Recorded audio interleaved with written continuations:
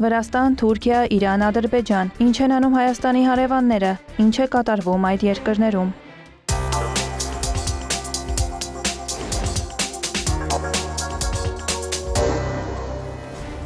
Միացյալ Նահանգների կառավարությունը Վրաստանի պաշտպանության նախարարությանը կտրամադրի 10.431.000 ԱՄՆ դոլարի դրամաշնորհ։ Վրաստանի վարչապետ Իրակլի Կոբախիձեն հավանություն է տվել ամերիկյան դրամաշնորհի ստացմանը։ Նշվում է, որ միջազգային օգնություն Վրաստանին ծրագրի շրջանակում պաշտպանական գերատեսչությունը կստանա կապի միջոցներ եւ այլ սարքավորումներ։ Որոշումն ընդունվել է օտարերկրյա օգնության համակարգման մասին կառավարության որոշման հիման վրա։ Վրաստանում ավարտվել է վրացական երկաթուղիների արդիականացման մասշտաբային նախագիծը։ Դրա իրականացումը սկսվել էր դեռևս 2011 թվականին, սակայն այն ձգձգվել եւ ուղեկցվել է մի շարք տեխնիկական եւ կազմակերպչական դժվարություններով, հայտարարել է Իրակլի Կոբախիձեն երկաթուղիների ծրագրի բացման արարողության ժամանակ։ Հայտարարվել է, որ նախագծի շրջանակում կառուցվել է 38 կիլոմետր երկարությամբ նոր երկաթուղի եւ վերակառուցվել է գոյություն ունեցող գծի 23 կիլոմետրը։ Վրաստանի վարչապետի խոսքով դա ոչ միայն ենթակառուցվածքի թարմացում է, այլև հստակ քաղաքական եւ ռազմավարական ընտրություն, որը Վրաստանը կատարել է հանուն իր ապագայի տնտեսական կայունության եւ գլոբալ գործընթացներում արժանի տեղ ունենալու։ Կոբախիձեի խոսքով երկաթուղու եւ արևելք-արևմուտք ճանապարհային ենթակառուցվածքների արդիականացումը, Անագլիայի նավահանգստի կառուցումը եւ կառավարության այլ նախաձեռնություններ արտացոլում են այդ ռազմավարությունը։ Վրաստանի էկոնոմիկայի եւ կայուն զարգացման նախարար Մարիամ Կվրիվիշվիլին էլ նշել է, որ 2026 թվականին կսկսվի Անագլիա խորջրյա նավահանգստի կառուցման ակտիվ փուլը, ինչպես նաև կավարտվի Բաքու-Թբիլիսի-Կարս երկաթուղու նախագիծը։ Նրա խոսքով մինչև 2032 թվականը Վրաստանի ռազմավարական տրանսպորտային ենթակառուցվածքի զարգացման համար կներդրվի 7 միլիարդ լարի, որից 1 միլիարդը կուղղվի երկաթուղիների հետագա զարգացմանը։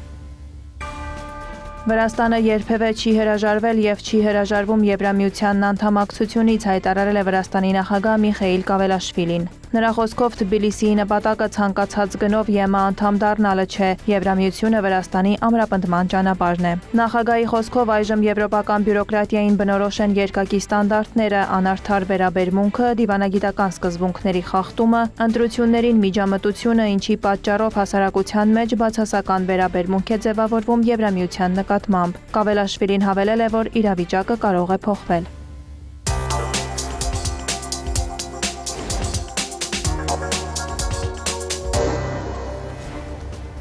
Լինի դա արևելյան միջերկրական ծովում, Էգեյան ծովում, թե այլուր մենք չենք ոտնահարում ուրիշների իրավունքները եւ թույլ չենք տալիս ոտնահարել մեր իրավունքները։ Այդ մասին հայտարարել է Թուրքիայի նախագահ Ռեջեփ Էրդողանը, արձագանքելով օրեր առաջ տեղի ունեցած Իսրայելի, Հունաստանի եւ Կիպրոսի ղեկավարների եռակողմ հանդիպմանը։ Համատեղ մամուլի ասուլիսում Բենյամին Նեթանյահուն հայտարարել էր, որ երեք երկրներն ի վիճակի են պաշտպանել իրենց եւ կոչ էր արել նրանց, ովքեր երազում են կայսրությունների վերականգնման մասին, մոռանան դա։ Էրդողանն իր հերթին շեշտել է, որ Անկարան շարունակելու է գործել միջազգային իրավունքի երբ երկկողմ համաձայնագրերի շրջանակներում։ Եռակողմ գագաթնաժողովի ֆոնին Իսրայելի եւ Թուրքիայի միջև դիվանագիտական լարվածությունը խորանում է։ Անկարայում գագաթնաժողովն ընդունվել է որպես թշնամական քայլ։ Կառավարամետ լրատվամիջոցները նշել են, որ Թուրքիայի իշխանությունները Իսրայելը համարում են թիվ 1 սպառնալիք։ Նշվում է, որ Իսրայելը Սիրիայում ակտիվացրել է քրդական ուժերը Թուրքիայի դիրքերը խարխլելու համար։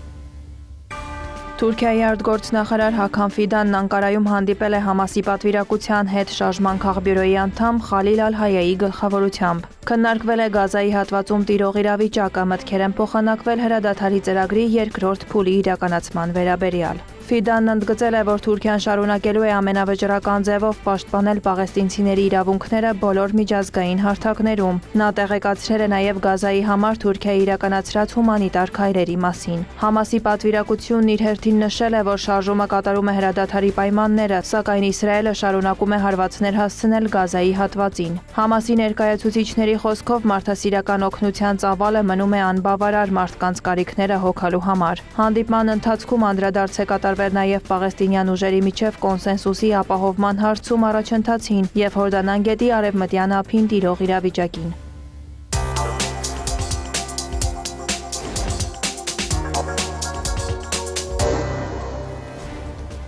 Իրանի զինված ուժերի գլխավոր շտաբի հետախուզության եւ անվտանգության պետի տեղակալը հանդիպել է Թեհրան ժամանած Թուրքիայի պաշտպանության փոխնախարար Իլքայ Ալթնդաղի գլխավորած պատվիրակության հետ։ Կողմերը քննարկել են փոխադարձ հետաքրքրություններ կայացնող հարցեր, այդ թվում տարածաշրջանային զարգացումները, սահմանային խնդիրները եւ ընդհանուր սպառնալիքները։ Անդրադարձ է եղել ռազմական ոլորտում համագործակցության եւ հարաբերությունների զարգացման հարցերին, ներառյալ համատեղ զորավարժությունների անցկացումը։ Հանդիպման ընթացքում Ալթնդաղը հայտարարել է, որ Իսլամական Հանրապետության անվտանգությունը Թուրքիայի անվտանգությունն է։ Իրանցի պաշտոնյան էլ նշել է, որ Թեհրանի սկզբունքային դիրքորոշումը Անկարայի հետ եղբայրական հարաբերությունների զարգացումն ու խորացումն է։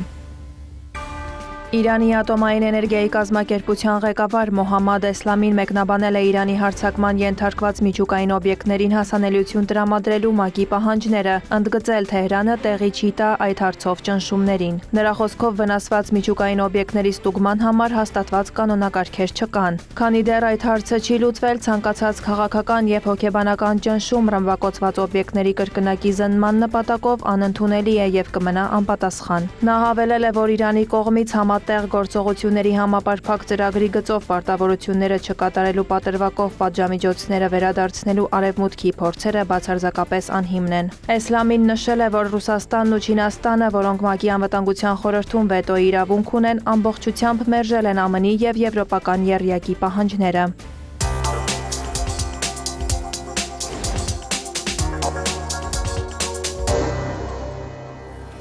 ԱՄՆ պետքարտուղար Մարկո Ռուբիոն ամփոփել է Թրամփի վարչակազմի այս տարվա արտաքին քաղաքական ձեռքբերումները, նշելով, որ ԱՄՆ նախագահը 8 պատերազմ է դադարեցրել։ Ռուբիոն անդրադարձել է նաև Հայաստանին ու Ադրբեջանին։ Սարսափելի կլիներ, եթե Հայաստանի եւ Ադրբեջանի միջև պատերազմ սկսվեր, բայց մենք դա կանխեցինք, նշել է Ռուբիոն։ Միացյալ Նահանգների մյուս նվաճումների շարքում Ռուբիոն առանձնացրել է ՆԱՏՕ-ում պաշտպանական ծախսերը երկրների հնայի 5%-ին հասցնելը, ԱՄՆ պետքարտուղարության եւ միջազգային զարգացման գործակալության բարեփոխումները, թմրակարտելների դեմ պայքարն ու սահմանների ամրապնդումը։ Պետքարտուղարը նաև ընդգծել է, որ անվտանգության ոլորտում ԱՄՆ նախագահի առանցքային խոստումները կյանքի են կոչվում, հավելելով լավագույնը դեռ առջևում է։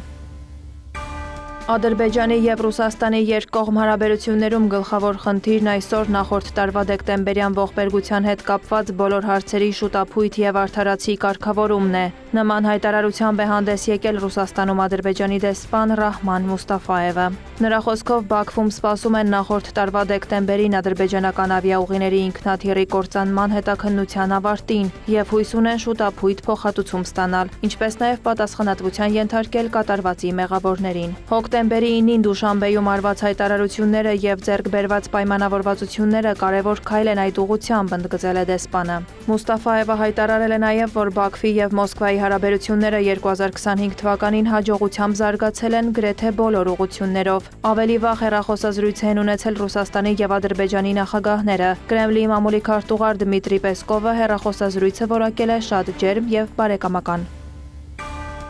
Ադրբեջանը համաձայնել է խաղաղապահ զորակազմ ուղարկել Գազայի հատված, հայտարարել է ՄԱԿ-ում ԱՄՆ մշտական ներկայացուցիչ Մայք Վոլցը։ Թրամփի խաղաղության ծրագիրը նախատեսում է միջազգային կայունացնող ուժերի ստեղծում։ Մենք կունենանք միջազգային կոնտինգենտ, այնպիսի երկրներ, ինչպիսիք են Ինդոնեզիան, Ադրբեջանը եւ այլ երկրներ արդեն համաձայնել են մասնակցել։ Հայտարարությանն արձագանքել է Ադրբեջանի նախագահի օգնական Հիքմեթ Հաջիևը։ Նրա խոսքով այս փուլում վաղ է խոսել Գազայի հատվածում կայունացնող միջազգային առաքելությանը Ադրբեջանի մասնակցության մասին։ Պաշտոնյան հաստատել է, որ Միացյալ Նահանգներն Ադրբեջանին առաջարկել է միանալ առաքելությանը, սակայն վերջնական որոշում դեռ չի կայացվել։ Պեկինի եւ Բաքվի հարաբերությունները հասել են պատմական ամենաբարձր մակարդակին համապարփակ ռազմավարական գործընկերության, հայտարարել է Ադրբեջանում Չինաստանի դեսպան Լու Մեյը ելույթ ունենալով ամենամյա մամուլի ասուլիսում։ Դիվանագետի խոսքով 2025 թվականը երկկողմ հարաբերությունների համար կարևոր տարի էր։ Երկրների միջև քաղաքական վստահությունն ամրապնդվել է, իսկ համագործակցությունն ընդգրկել է նոր ոլորտներ։ Պետությունների ղեկավարների փոխայցելությունների թիվը 2025 թվականին հասել է պատմական առավելագույնի։ Լուի խոսքով Չինաստանն աջակցում է Ադրբեջանի անդամակցությանը Շանհայի համագործակցության կազմակերպությանը։ Դեսպանը նաև հայտարարել է, որ Չինաստանը եւ Ադրբեջանը համակարգում են դիրքորոշումները առանցքային միջազգային հարցերի շուրջ եւ համատեղ հանդես են գալիս ի պաշտպանություն գլոբալ հարավի երկրների շահերի, ինչպես նաեւ արդարացի միջազգային կարգի ամրապնդման համար։ Վարդուհի Հարությունյան, հարևաններ։